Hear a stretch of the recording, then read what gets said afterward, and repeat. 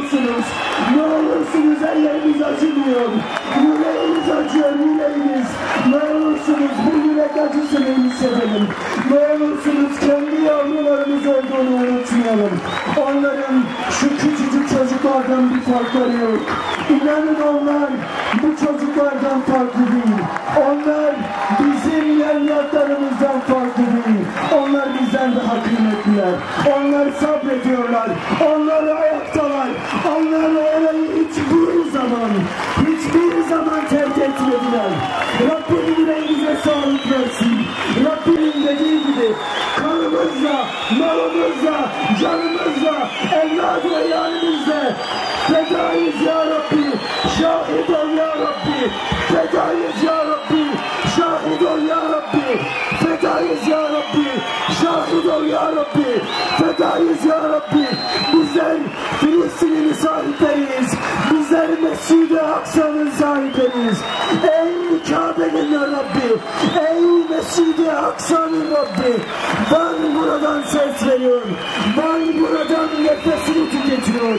Ben buradan elleriyle ayakta olduğunu gösteriyor.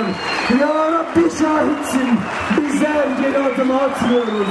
Bizler geri durmuyoruz. Rabbim ellerimize dert vermesin. Hiçbir şekilde durmuyoruz. Katil şer odaklarına, katil fesatçılara, ağır odaklarına bizler karşı durmaya devam ediyoruz. İsrail kahrolsun! İsrail kahrolsun! İsrail! Onlar senin çocukların kanından değerli değildir. Olmadı, olmayacaktır.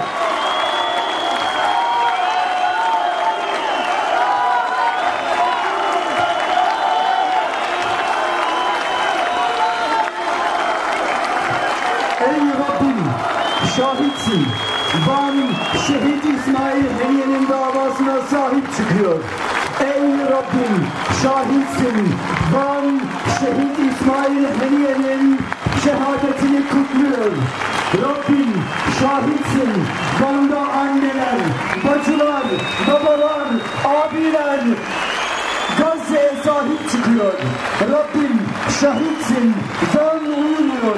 Van ayakta. Van vicdan sahibi. Rabbim senin Gazze'ye sahip çıkıyoruz. Bizler Gazze'ye taraf değil, Gazze'nin ta kendisiyiz. Ellerimiz dert görmesin. Yüreğimiz dert görmesin. Şu anda ağlayan, yanan ellerimize Rabbim güç kuvvet versin. Var olun. Ey Amerika!